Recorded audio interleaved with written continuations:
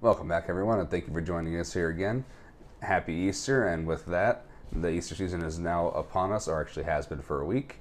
And so Divine Mercy Sunday is almost upon us, and in this case, we're going to do a piece on the saint who made all this possible, St. Faustina. And we're going to do a brief history overview over her in just a minute here, and before we head over to the interview with our local ID young adult group, who I'll also describe a little bit better before we head over to that interview portion of the video. St. Faustina was the third born of 10 children. Her family was poor and devoutly religious. St. Faustina was 7 years old when she first felt the calling from God to join the religious life. When she had finished her schooling at age 16, she wanted to enter the convent, but was denied by her parents to do so, and instead got a job to help support the family. So that last part of her parents denying her the chance, before we move on to more of her history, the last part of her parents denying her the chance to join the convent when she was able to, it seems a little odd, seeing as how, you think about it, they're a devoutly Catholic and religious family, and why would they deny their daughter the chance to join the convent to, fulfill her call, to fulfill the calling God called her to do? Well, as I thought about the question more when I was reading it myself, and just for the best possible answer, the best thing I can think of is the parents have a duty when they're married to take care and raise the family as part of their calling themselves to fulfill their vocation, and they're just doing what was in the best interest to help support their family, and as we've all done in the past, to make ends meet, much like they were trying to do. We've had to make short-term sacrifices for the better long-term gain and betterment for our overall family life, so we could continue to do in the future what God calls us to do. St. Faustina had her first vision of Jesus at age 19, and she was called by Jesus to leave her home for Warsaw, Poland, and join a convent. Upon her arrival in Warsaw, to try and fulfill her calling, she was turned away from many convents due to her appearances, and occasionally her poverty was also included in those rejections. When she was accepted, it was under the condition she worked in housekeeping in the convent that accepted her to pay for her habit. She agreed to these terms, and over time she did receive her habit, and 2 years after she had received it, she took her first religious vows as a nun in 1928. About 2.5 years after that, she fell very ill and was visited by Jesus on February 2nd, 1931. In this vision, or sorry, not vision, in this uh, presentation that he made to her, he introduced himself as the King of Divine Mercy. In this, it is also documented in St. Faustina's journal that Jesus was dressed in a robe with pale and red rays coming from his heart. She was also called to dive deeper into her calling and become a model of how to be merciful to others. From her answering this call, she proceeded with the grace of God to bring us the image we now see used regularly in conjunction with the Sacred Heart of Jesus and Divine Mercy. From this, we also have the beautiful Divine Mercy Chaplet and the establishment of Divine Mercy Sunday, which takes place every second Sunday in the Easter season in our liturgical calendar. Or more simply, Divine Mercy Sunday is the next Sunday immediately following Easter. With St. Faustina's brief history and accomplishments now shared, we move over to two members of the Intentional Disciples, or ID Saginaw Young Adult Group, and what.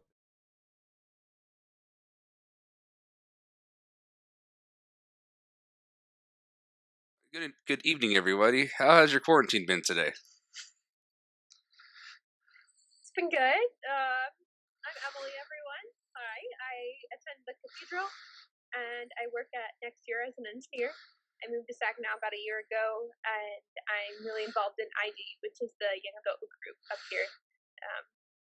Quarantine's been a little hard trying to connect with people only through screens and trying to build those relationships, but kind of been taking it day by day and spending a little bit more time in silence and in prayer and trying to not let the time pass me by. All right. Yeah, it's been pretty good today. I'm Amy. I am from St. John Paul II Parish, and I grew up in Saginaw, and I'm also involved in the ID Young Adult group that's getting started here. Yeah, quarantine's been all right. Nothing too exciting going on, but yeah, just trying also to not waste all the time here and waiting for things to happen again. Yep, I do believe we all are, especially the hopeful soon to be inevitability that we can all join each other again in public masses and even in our ID young adult meetings. Those would be nice to be part of again. Yes. So, as I asked a few weeks ago to everybody for ideas for saints, and people suggested St. Faustina came from this group here. And with that, because Divine Mercy Sunday is also coming up, second Sunday after Easter, and it's going to be here in 2 days because this is Friday. Yeah. So coming pretty soon. And so, what inspired you, or what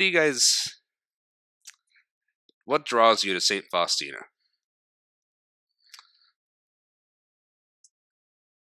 I think for me, it's just how she was able to just completely trust in Jesus, especially like when he was appearing to her. I think she was 19 the first time that he appeared to her. And that's just like crazy for me to think about, like having enough faith at 19 to be able to recognize that it's Jesus for one, and then also to listen to him and like write down what he was telling her and like propagate that message like by fully living it completely. Yeah, I think her trust in Jesus definitely is a thing that draws me to her, and just her willingness to listen to everything he was telling her, and do everything that Jesus asked of her to do.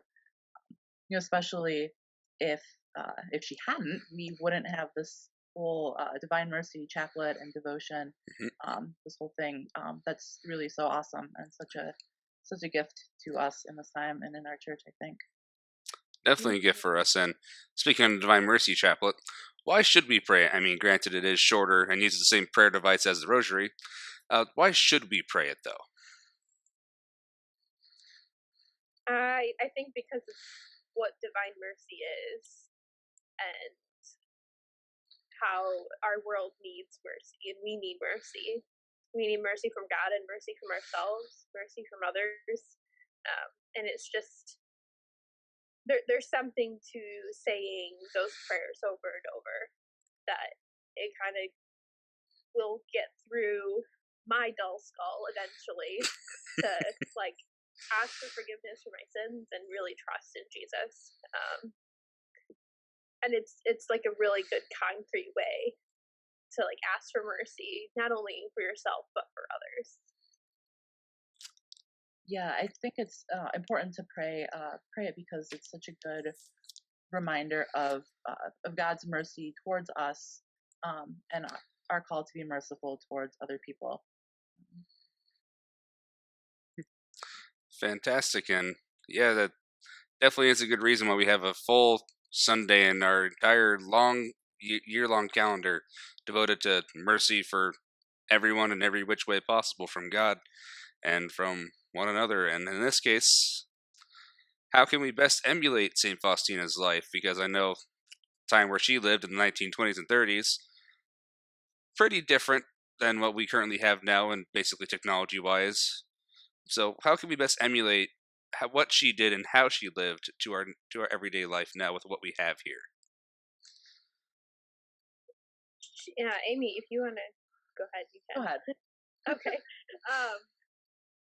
Something that was really that just like came to mind was she was fully ready to listen to Jesus, and she was like aware, like she had the sense to know um, when he was speaking to her, and it's almost like she was really in tune with the Holy Spirit, like she was aware of the movements. Um, and now we have so many distractions in our lives. I mean, with how readily available everything is, right? Like you can just, I've got like 3 pieces of technology right in front of me right now. I got my iPad and my computer, my phone, and like I can access anything at this moment. And like it's so easy to like go into those distractions instead of like close everything and be silent and like dive into the word and really like take the time to pray the Divine Mercy Chaplet and really like build that trust with Jesus, because like that trust doesn't come like automatically, right? Like you can't just like meet someone on the street and be like, we're best friends now, I'm gonna tell you my whole life story. Like it takes time, and she was willing to put in that time. So I think even though our times and like situations are very different, just that like utter abandon and like complete focus on like the most important thing in life, which is God. So that would be funny, just to walk up to somebody, hey, we're friends now. I don't know your name, you don't know mine, but we're friends now.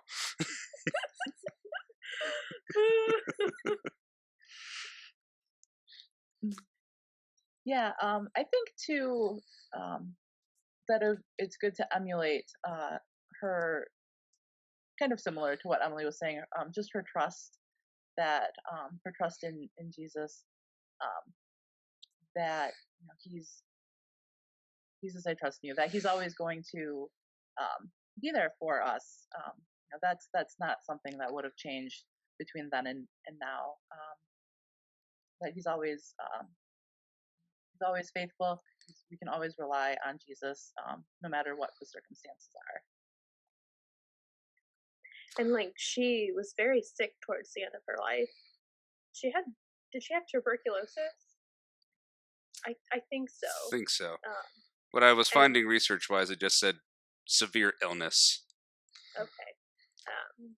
I like remember I saw the Divine Mercy movie in October or whenever it came out, and like she was so sick, like she couldn't do anything, but she still had that trust, and she's like a really good example. Like when times are really difficult and like everything's working against you, that in that time it's very important to just keep saying those words. Jesus, I trust in you. Yeah. Yeah, and those words are never more prevalent than even now, as you said. In her case, and as is mostly widely known about her, she was very ill throughout the very last few years of her life. And it's, in that regard, it isn't so different than what we have now with this COVID-19. It truly isn't that different. We do have people in hospitals suffering and dying on a regular basis internationally from this disease. So in that same regard, it is in those final moments of Jesus, I trust in you. And that's all what we really can do every day. And with that, thank you guys for being here today. It's been fun, and I hope you guys have a God bless, safe weekend in your quarantined homes. Yeah, you too. Happy Divine Mercy. Happy Easter. As I said at the beginning of the video, I'm doing a little bit of background on the Intentional Disciples group that I introduced in the first portion of our video today. I did include a link at the bottom that better explains, better than I can, about what this group is about and what our goal and mission is, because it goes into much deeper depth for it. And I invite you guys to go ahead and visit to see what we're all about. And thank you, and have a God bless day. Thank you for joining us.